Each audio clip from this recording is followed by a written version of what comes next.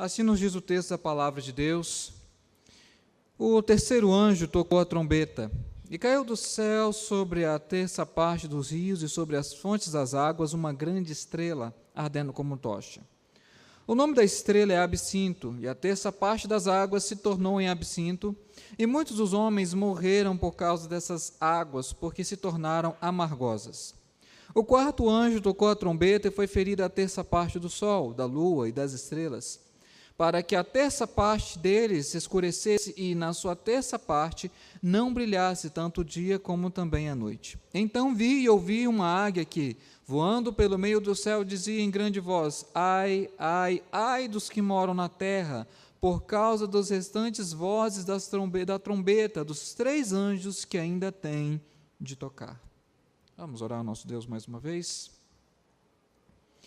Pai bendito, que o Teu Espírito ilumine os olhos do nosso oração, que a Tua palavra, que é poderosa, que é eficaz, que é como uma espada penetrante e que sempre cumpre o propósito dela em nossas vidas, que a Tua palavra alcance os nossos corações nessa noite.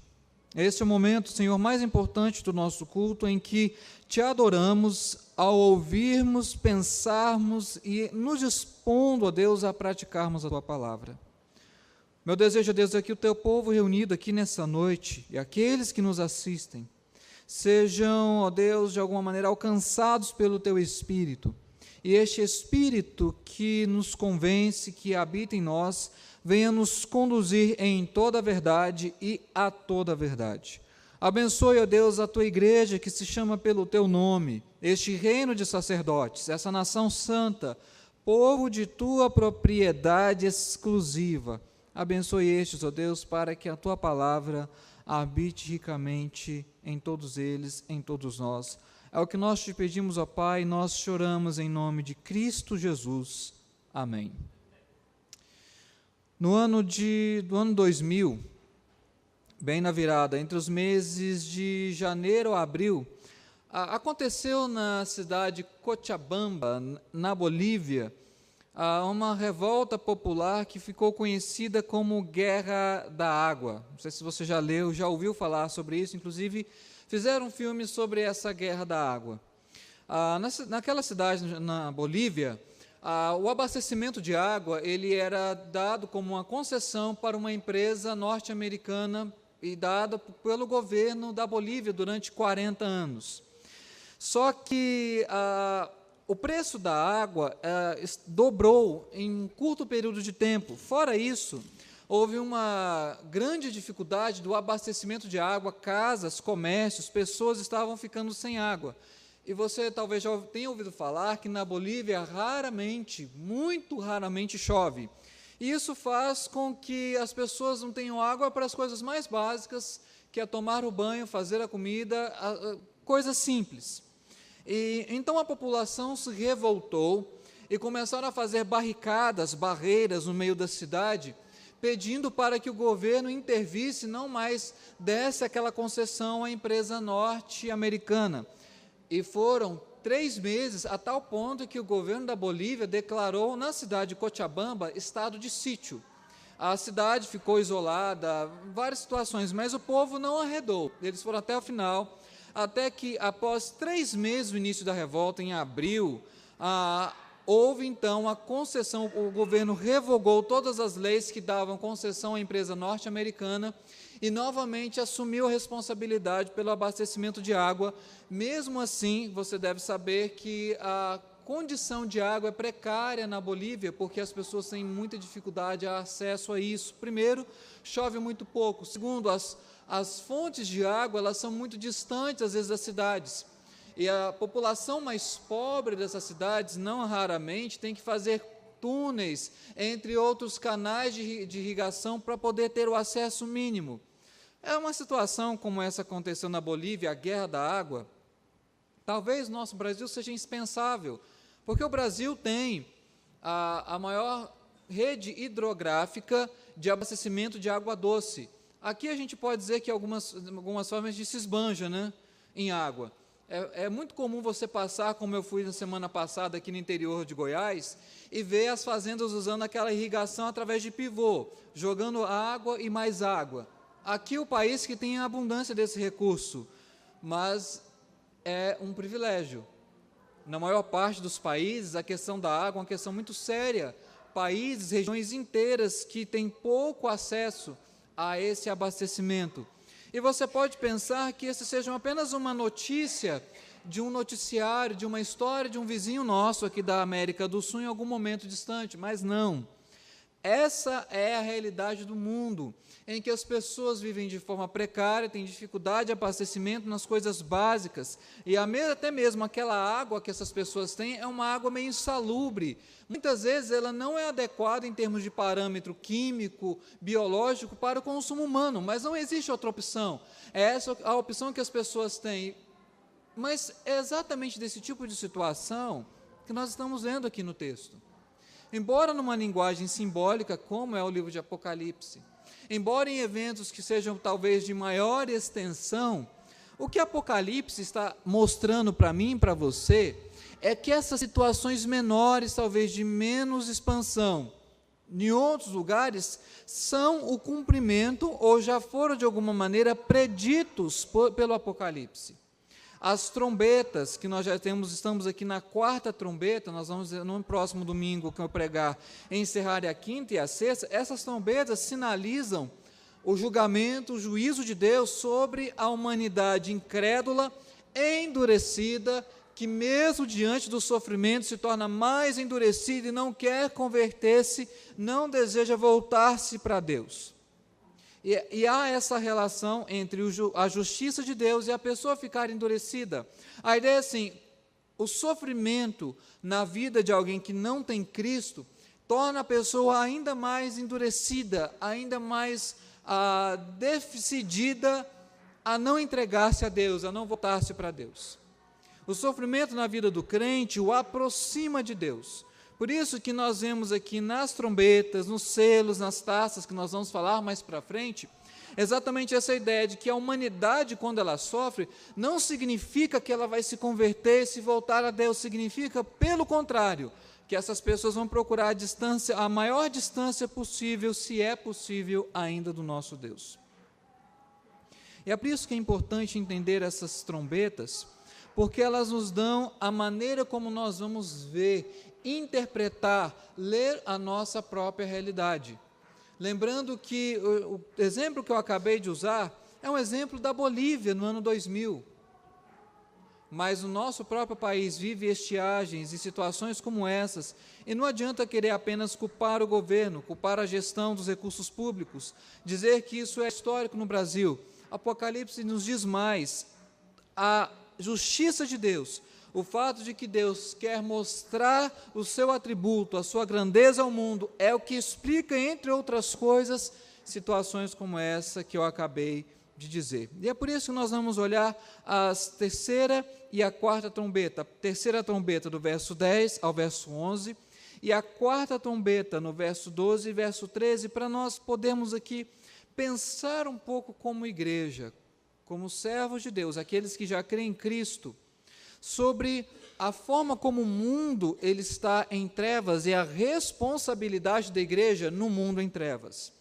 Mas eu já quero antecipar aqui o final do sermão e dizer àquele que ainda não entregou a vida a Cristo, aquele que está ainda afastado de Deus, de que tudo que Apocalipse 8, 10 a 13 está falando para você é apenas uma entrada, é apenas parte do juízo de Deus. Muito mais ainda está para acontecer, ainda está para vir. Por isso, a única forma de ter um futuro com a perspectiva melhor é com Cristo. A esperança, não há outra senão Ele. E eu quero mostrar isso então ao longo deste sermão. Vamos olhar, você lê o texto, a terceira trombeta, verso 10 e verso 11. Segundo nós lemos em Apocalipse 8, 10 e 11, diz assim, o terceiro anjo tocou a trombeta, e caiu do céu sobre a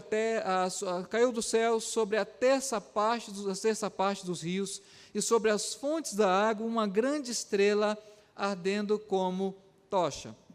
Bom, como já expliquei várias vezes, o livro de Apocalipse não é literalista, ele não é que essa estrela algum dia vai cair sobre uma exata terça parte dos rios. Essa é uma visão, uma imagem do Apocalipse para nos enviar, para pegar eu e você e nos colocar em outra verdade, em outra mensagem. Quando ele diz que caiu sobre a terça parte dos rios, sobre as fontes das águas, o que o livro quer nos dizer é que essas catástrofes que têm a ver com rios e águas, que afetam de alguma maneira e que trazem seca, fome, estiagem e sofrimento à raça humana, isso tem a ver com parte da justiça de Deus. Quando você olha no noticiário e vê algum desastre ecológico, que um navio afundou e contaminou uma região geográfica imensa, quando você escuta falar de um rio que era volumoso, mas agora não passa de um córrego, porque houve o assoreamento, a areia tomou o rio, que você antes via num rio, agora só tem areia, como foi o caso, alguns anos atrás, do Rio Doce, em Minas, no Espírito Santo. Se a gente lembrar daquela tragédia em Mariana, você deve lembrar que o Rio Doce praticamente morreu. Ficou completamente inabitável, as suas águas ficaram contaminadas. É disso que o texto está falando, dessas catástrofes. Com isso, o texto não está, vamos dizer assim, inocentando, justificando empresas, não está justificando o governo, não está justificando cidades inteiras que poluem as águas. O que o texto quer nos dizer é que a própria humanidade, na sua forma destrutiva de usar os recursos desse mundo, vive parte do juízo de Deus, a justiça do Senhor. E essa terça parte dos rios é porque é um juízo ainda parcial. Por isso o texto diz terça parte dos rios e das fontes de águas. As trombetas, os selos e as taças, em sua maior parte, nos mostram um juízo ainda parcial. Ou seja, para quem acha que esse tipo de situação ela é triste, ela é muito ruim, se prepare. A tendência é piorar. A tendência é piorar. Não nos enganemos e achando que pelo Brasil ter a bacia de rios que ele tem, a quantidade de água doce que ele tem, que ele está isento, imune a situações terríveis. Lembrando que o nosso país ele é extremamente grande, né? É gigante. É possível que você tenha enchente no norte, seca no nordeste, estiagem no sul, e pessoas perdendo plantações inteiras por causa do excesso de chuvas no centro-oeste. Ou seja, embora nós vivamos num país rico de recursos naturais, nós, de alguma maneira, somos afetados por isso. E para dizer assim, de forma mais local, eu falei da Bolívia, falei do Brasil como um todo, vamos falar da própria cidade de Goiânia. Esse período que nós vivemos entre aproximadamente final de abril, maio, até setembro, não se iluda, vários bairros de Goiânia, é muito frequente as pessoas ficarem sem água. Basta ver se uma adutora da empresa que concede água, da concessionária aqui de água do nosso estado, se uma adutora estoura, qual que é o efeito disso em toda a cidade? Isso tudo faz parte do juízo de Deus. Ao mesmo tempo, Deus não inocenta o homem quando ele usa de forma errada esses recursos, mas está nos mostrando, nós temos que enxergar além disso. Nós não podemos incorrer, como alguns incorrem, numa perspectiva meio ecológica mística, que nós fazemos parte da mãe natureza, nós somos parte deste universo, e quando você, então, faz uma coisa dessa, você está... Deus, como parte desse universo, ele é afetado quando essas coisas acontecem. A Bíblia não aprova esse tipo de visão panteísta. O que é o panteísmo? É acharmos que tudo é Deus, a terra é Deus, a árvore é Deus, a água é Deus, o sol é Deus. Não é essa a perspectiva bíblica. Deus ele está separado, ele está longe, no sentido de que ele não é a sua criação, mas intervém. Ele age através e usa a sua criação como forma de justiça. E é por isso que diz que o nome dessa estrela é absinto. A terça parte das águas se tornou em absinto. Absinto aqui, a palavra que o texto usa, literalmente, era uma espécie de erva amarga. E essa erva amarga, quando ela era consumida por uma quantidade de tempo razoável, ela se tornava água venenosa.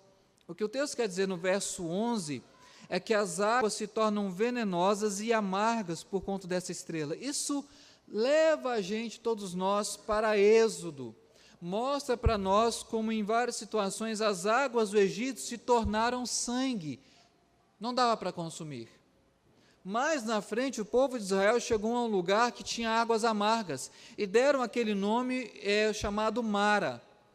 Isso mostra para nós que, assim como Deus executou a sua justiça no Egito, porque o Egito perseguiu, matou, foi extremamente cruel para com o povo de Deus, Deus também julgará e executará a sua justiça sobre todas as nações. Por isso nós lemos no Salmo de número 99, falando da justiça de Deus: reina o Senhor e tremam os povos, porque aquele que está sentado no trono, ele vai exercer justiça.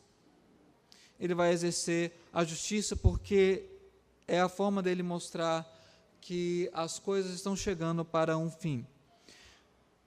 Essa terceira trombeta pode parecer algo assim distante da nossa realidade, mas ela está bem próxima de nós. Eu não sei, eu nunca conheci a cidade de Florianópolis, mas fazendo uma pesquisa na internet, dizem que na cidade de Florianópolis tem um lago chamado Lago da Conceição. E entre 2007 a 2016, os órgãos do governo de fiscalização da Prefeitura de Florianópolis têm feito vigilância constante, porque existem várias saídas de esgoto clandestinas, e fizeram da Lagoa de Conceição uma lagoa, embora bonita, um dos cartões postais da cidade de Florianópolis, uma lagoa mal cheirosa, fedorenta, realmente, e não tem como ficar lá em algumas ocasiões. E na pesquisa, por que as pessoas fizeram isso? E aí, durante um momento, alguns desses esgotos ficaram como que tampados. Como resultado, algumas casas, por conta dos gases desse esgoto, então começaram a sofrer danos no piso, no banheiro, e até mesmo explosões nessas casas. Veja, o homem, ele ao mesmo tempo, ele promove a destruição do que Deus criou, e ele sofre. É um pouco disso que Apocalipse quer nos mostrar. Então chegamos à quarta trombeta, verso 12 e verso 13. Eu não quero gastar tanto tempo na exposição, gostaria de gastar na aplicação, mas vemos então a quarta trombeta, diz assim, verso 12. O quarto anjo tocou a trombeta. Foi ferida a terça parte do sol, da lua e das estrelas, para que a terça parte deles escurecesse, e na sua terça parte não brilhasse tanto o dia como também a noite. Novamente aqui, nós temos o Apocalipse nos voltando para o Êxodo, quando as trevas eram tão densas que como que as pessoas pudessem apalpar a escuridão. É isso que diz o texto de Êxodo. E aqui nós vemos que também uma terça parte do sol, da lua e das estrelas é impedida, essa terça parte, de dar o seu brilho, de estabelecer essas estações. E essas pragas, a praga do Egito, como aqui, a praga do escurecimento, ela vem como uma forma de Deus julgar tanto o Egito e como a sociedade hoje, até a volta de Cristo, por causa da sua idolatria e opressão dos santos. Nós já falamos disso no capítulo 2 e 3, nas 7 cartas à igrejas da Ásia Menor. Também já falei disso no capítulo 6, especialmente verso 12 e verso 13, que um dos motivos pelos quais Deus julga a humanidade é que há perseguição dos santos. O Egito perseguiu o povo de Israel durante 430 anos, foi julgado. A sociedade hoje persegue o povo de Deus. Não terá um outro fim diferente. E no caso aqui, é a questão das trevas. E essas trevas, elas têm um significado muito importante, porque não é apenas o sentido de treva literal, de escurecimento literal do mundo numa terça parte. Não é disso que Apocalipse está nos mostrando. Essas trevas, na verdade, em Apocalipse, aqui do capítulo do verso 12 e 13, são trevas no sentido de que as pessoas, o mundo, ele vai sempre permanecer em escuridão. Uma escuridão não apenas no sentido da luz natural, mas a mesma escuridão das trevas, o afastamento de Deus. É isso que a praga do Egito simbolizava. Não apenas que o Egito ficou escuro durante 3 dias nas habitações, com exceção das habitações de Israel, onde havia luz, mas a ideia de que mesmo diante de tanto sofrimento, o faraó e seus conservos, os egípcios, eles não conseguiram enxergar e ver que eles precisavam se render e adorar o Deus de Israel. Quanto mais eles sofriam, mais se endureciam. Embora a verdade estivesse perante seus olhos, embora eles tivessem recebido fogo do céu, pedras incandescentes ardendo em fogo, caindo do céu, mesmo eles vendo o rio deles, o rio Nilo, que é um rio grande, importante para aquela região, transformado em sangue, a praga de rãs, a praga de piolhos, moscas, mesmo assim, eles não se converteram. Como já disse outra vez, aquele que espera que um momento de sofrimento seja o estopim para a conversão de alguém, pode ser ou não. Aqueles que vão permanecer em trevas, quanto mais sofrem, mais se endurecem. Quanto aparentemente o que está diante dos seus olhos, como a verdade do Evangelho, que para nós brilha com muita intensidade, para essas pessoas não faz sentido nenhum. Há alguns anos atrás, vi uma reportagem sobre um evento no universo que é muito interessante, chamado buraco negro.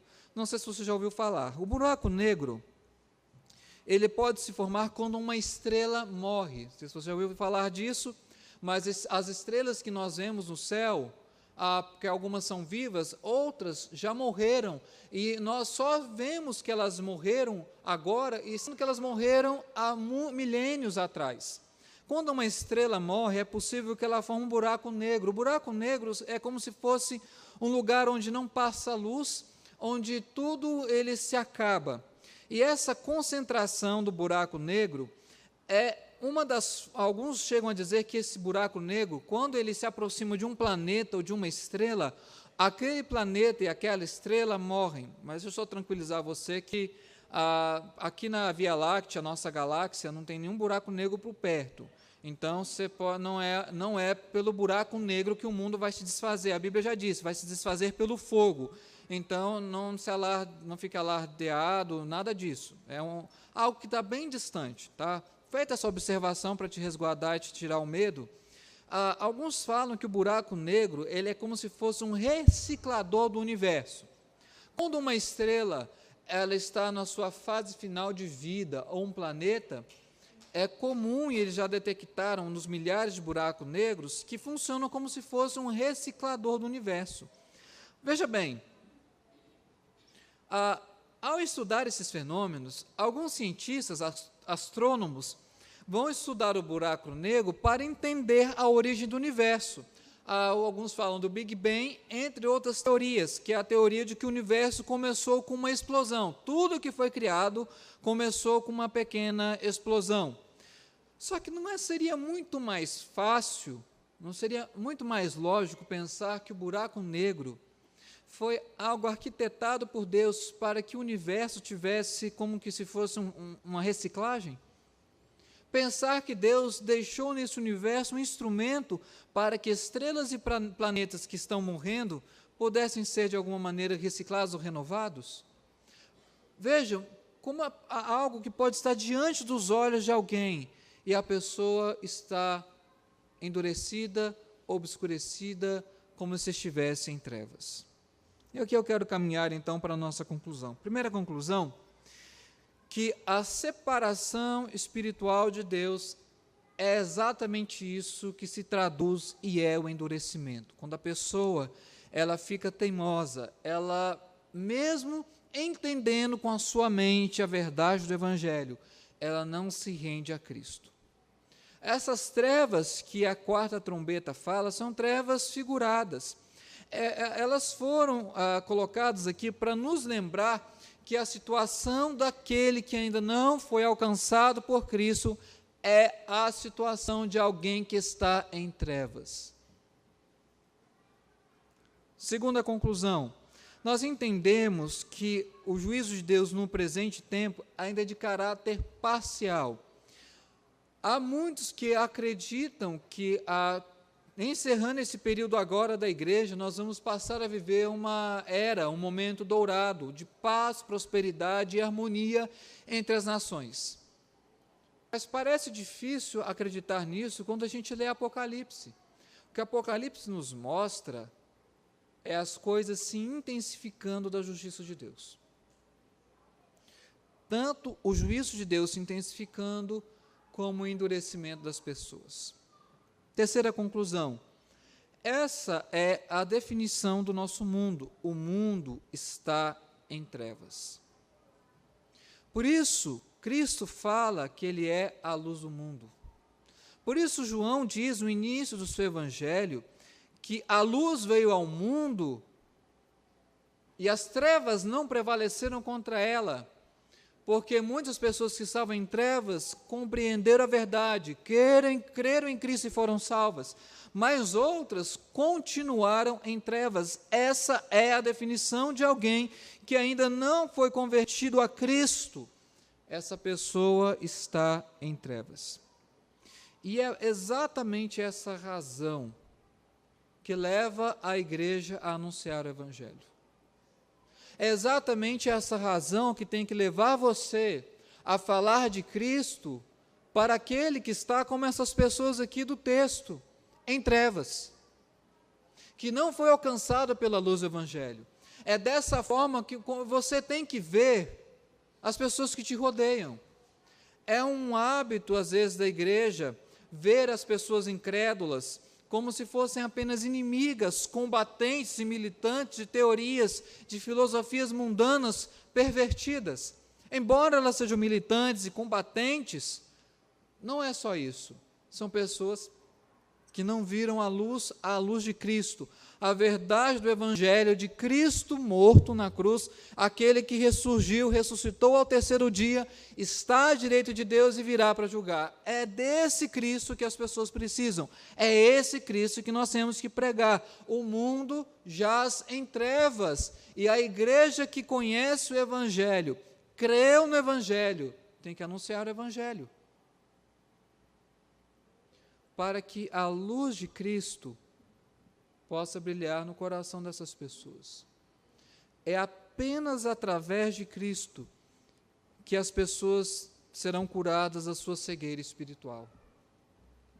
Elas não serão curadas pela sofisticação do seu argumento. Elas não terão seus olhos abertos porque você é uma pessoa gente boa. Isso pode facilitar o seu acesso àqueles que não creem em Cristo. Mas apenas o Evangelho pode tirar essa cegueira espiritual e fazer que aqueles que habitam em trevas venham para a luz. A luz não é dessa irradiação mística, desconhecida de várias religiões, mas a luz que nós falamos tem um nome bem concreto: Cristo. E é por isso que esse é o nome que você deve proclamar.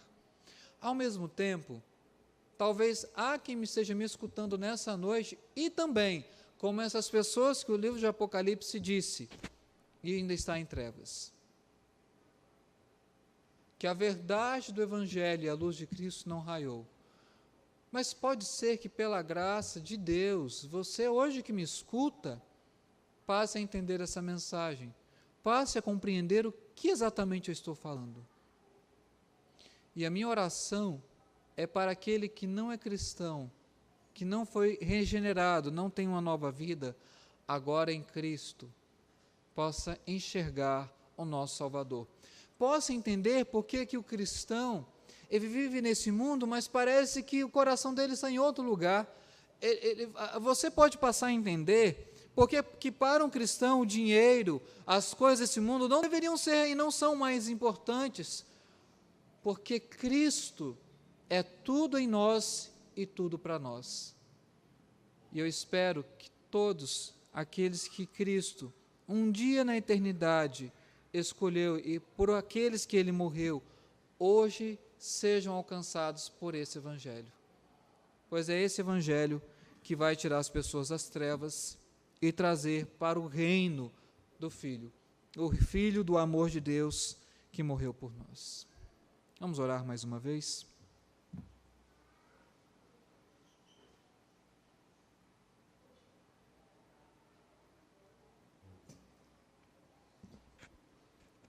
Sabemos, Senhor, que temos que estar preparados, porque os sinais da Tua justiça, da Tua ira já estão em andamento, eles já nos cercam. Tragédias, catástrofes, sofrimento. É isso que nós temos visto, ó Deus, ao nosso redor.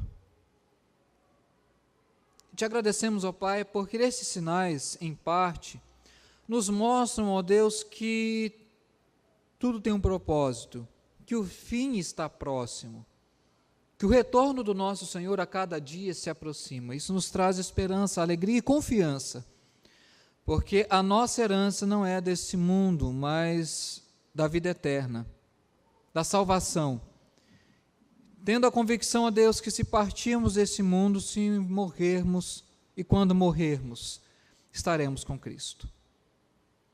Te agradecemos, ó Pai, pela verdade do Evangelho, que tira as pessoas da cegueira, que quebranta, quebra, despedaça corações endurecidos e o faz quebrantados perante Cristo, aquele que morreu e ressuscitou por nós. Que a Tua igreja, Deus, o Teu povo, que é sal da terra e luz desse mundo, seja o espelho da glória do Senhor, para que as pessoas, ao olharem a luz de Cristo, creiam nele, sejam alcançadas por Ele, coloquem a sua vida e a sua confiança em Cristo. Ó Deus, nós vivemos todos os dias com pessoas que estão nas trevas, nos dá, ó Deus, um profundo amor por essas pessoas. Um desejo sábio, ardente, sincero, de falar de Cristo para elas, a fim de mostrar para o mundo que Cristo é a razão da nossa vida. E é por isso que nós vivemos, e é por Ele que nós morremos, existimos e respiramos. Te peço, ó Pai, que se alguém aqui nessa noite, sentado nessa igreja, ou alguém que nos escuta pela internet, foi alcançado por essa graça, e compreendeu essa mensagem, que o Senhor possa tirar dele da cegueira, e que venha enxergar Cristo como o seu único, suficiente Salvador. Aquele que viveu, morreu, ressuscitou por nós. Está sentado, ó Deus, à direita no Teu trono. E temos certeza, ó Pai, que Ele virá para julgar vivos e mortos. E por isso, Senhor, prepara-nos para esse dia, para o encontro com Cristo. Quando reunido todo o Teu povo, a igreja do Senhor Jesus, tudo terá finalizado, terminado, e nós habitaremos para sempre com Ele em glória, pelos séculos dos séculos. É a nossa oração, Senhor, em nome de Cristo Jesus. Amém.